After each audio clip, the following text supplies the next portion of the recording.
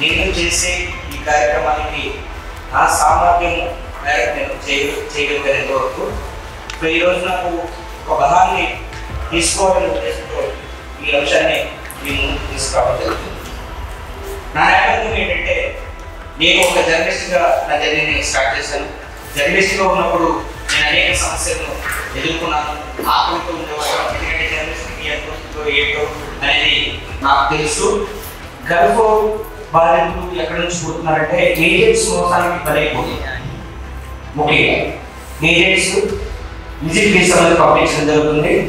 Visit వీసాలు జరిగినటువంటి తర్వాత అక్కడ దిగిన వెంటనే ఎవరైతే వీళ్ళని పనిలో పెట్టుకుంటున్నారో వాళ్ళు ఆ పాస్పోర్ట్ హ్యాండ్ అవుట్ చేసుకుంటారు.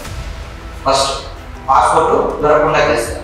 అది హ్యాండ్ అవుట్ చేసుకుని 2 years వరకు వాళ్ళ పాస్పోర్ట్ కూడా ఇవ్వరు. సో ఈమె ఎదురైనటువంటి సంఘటన కూడా అదే. వెళ్ళిన 4 రోజులకే ఈమె అనేక ఇబ్బందులు గురయ్యి అక్కడ నుంచి బయటకు వచ్చి వేరే దగ్గర ఉద్యోగం సంపాదించాలనే ప్రయత్నం కూడా చేసింది.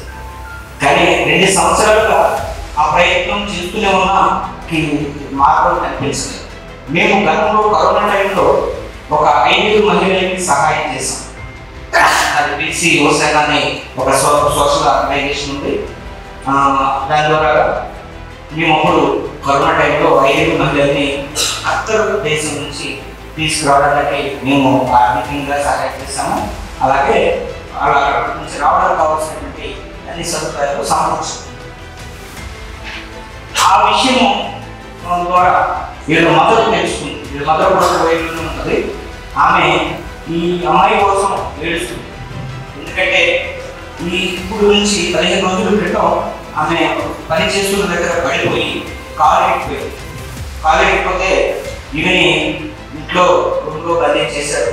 ఫుడ్ పెట్టట్లేదు, వైద్యం చేయించలేదు, కాలు యాక్సిడెంట్, కాలు వాసింది. వాళ్ళ నాన్నగారికి ఆమె వాయిస్ మెసేజ్ పెట్టింది, నాన్న నేను యూరినరీకి వెళ్తాను కూడా నాకు చాలా ఇబ్బంది అవుతుంది అని తండ్రికి పెట్టింది. అది విన్న తర్వాత నాకు కన్నీళ్ళు వస్తుంది. అప్పుడు నేను దీన్ని చాలా సీరియస్గా తీసుకోవాలి, మనం దీని మీద ముందుకు వెళ్ళాలి అని అనుకున్నాను.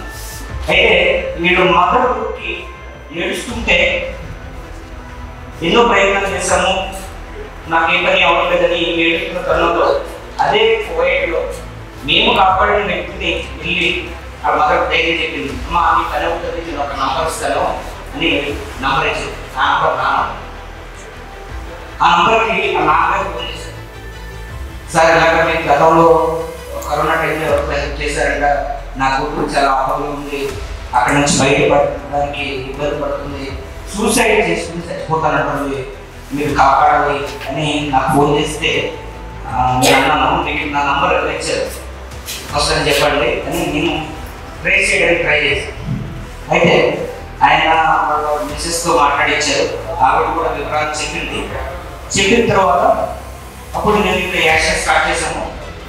గల్ఫ్లోనే మస్కట్లోనే బొంతు నాగరాజు అని మా బీసీ యువసేన కార్యకర్త ఒక ఆయన ఉన్నారు. అలాగే రాజీ గారు కూడా అక్కడే గల్ఫ్లోనే ఉంటారు. వాళ్ళిద్దరు సహకారంతో ఎంబసీలో ప్రజలు తీసుకొచ్చి ఆ పాస్పోర్ట్ ఇప్పించి ఆవిడని రిసీవ్ చేసుకుని నాగరాజు గారి ఇంట్లో ఆమెని భద్రపరిచి మొన్న నైట్ మేము టికెట్ పెట్టి మా యొక్క ఆర్థిక సహకారంతో అక్కడి నుంచి రావాలంటే చాలా ఖర్చు అవుతుంది. మస్కట్ నుంచి రావాలంటే సుమారు 1,5 నుంచి 2 లక్షల వరకు ఖర్చు అయ్యింది. కొంత నగదు వాళ్ళకు ఉన్నటువంటి ఇల్లుని తాకట్టు పెట్టి ఒక 50,000 తెచ్చుకున్నారు. మిగతాది మేము అక్కడ ఉన్నటువంటి నాగరాజు గారు, రాజీ గారు ఏర్పాటు చేసి ఈ అమ్మాయిని నిన్న మార్నింగ్ తీసుకొచ్చాము. అయితే ఈమెని మేము ఎప్పుడైతే ఎంబసీ మీద ప్రజలు తీసుకొచ్చామో అక్కడ చాలా మంది చూశారు మహిళలు. వాళ్ళు చూసి ఈమె వెళ్ళిపోతుందని మేము కూడా వెళ్ళాలని ఆక్రమంగా ఉన్నటువంటి సుమారు 15 మంది మహిళలు ఈమె దగ్గరకు వచ్చి మీకు ఎవరు తీసుకెళ్తున్నారు, వాళ్ళ నంబర్ మాకు కూడా ఇవ్వండి అని చెప్పి వాళ్ళు ఏడుస్తున్నారు. అయితే అక్కడ ఉన్నటువంటి ఆ 15 మంది పరిస్థితి ఏంటంటే వాళ్ళకి తినడానికి తిండి లేదు, తాగడానికి నీళ్లు లేవు. మన ఇండియన్ ఎంబసీ ఆఫీస్ దగ్గర ఎడారిలో చెట్ల కింద బట్టల వసతి కూడా లేకుండా గడుపుతుంది. వాళ్ళకి నా నంబర్ ఇచ్చారు, వాళ్ళు నాకు ఫోన్ చేశారు. నేను వాట్సాప్ కాల్లో వీడియో కాల్లో వాళ్ళతో మాట్లాడాను. వాళ్ళు ఏం చెప్తున్నారంటే, అన్నయ్య ఇక్కడ తినడానికి తిండి లేదు, తాగడానికి నీళ్లు లేవు, మేము ఆకలితో అలవాటిస్తున్నాము, మా పాస్పోర్ట్ మా దగ్గర లేవు, మమ్మల్ని మేము అక్రమ మార్గంలోనే వచ్చాము, కాబట్టి మాకు ప్రభుత్వం కూడా సహకరించట్లేదు, మమ్మల్ని ఎదురుగా మీరు తీసుకెళ్ళండి వాళ్ళ కన్నీళ్లు పెట్టుకుంటున్నారు. వాళ్ళు ఏం చెప్తున్నారంటే, మేము ఈ పరిస్థితుల్లో ఉండగా అక్కడ అల్లరి చిల్లరగా తిరిగేవాళ్ళు తమ కామ వాంఛ తీర్చుకోవడానికి వాళ్ళని వాడుకుని వదిలేస్తున్నారు. ఓ పక్కనే ఆకలి, ఓ పక్కనే దాహం, మరో పక్కనే శరీరము వేరే వాడికి బలైంది. అలా 15 మంది మన దృష్టికి వచ్చారు. ఇంకొక విషయం ఏంటంటే, ఈ 15 మంది మనకు తెలిసిన వాళ్ళు కాదు, మనకు తెలియని అనేక విచారమైన సంఘటనలు జరుగుతున్నాయి. అప్పుడు అనిపించింది, ఇందులో మన చెల్లు, మన తల్లు, మన అక్కు ఉంటే మనం ఎక్కడ స్పందిస్తాం. ఆ స్పందన రావాలి అంటే నా పదవి సరిపోదు. కాబట్టి మీడియా మిత్రుల యొక్క సహకారం తీసుకోవాలి.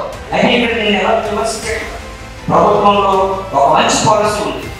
గతంలో ముందు వీళ్ళ ఇన్ఫర్మేషన్ ప్రభుత్వానికి ఇచ్చినట్టయితే, అలాగే ఏజెంట్ కూడా పిలిపించి రిజిస్టర్డ్ ఏజెంట్ కాదని తెలుసుకునే ఒక వ్యవస్థ ఉంది.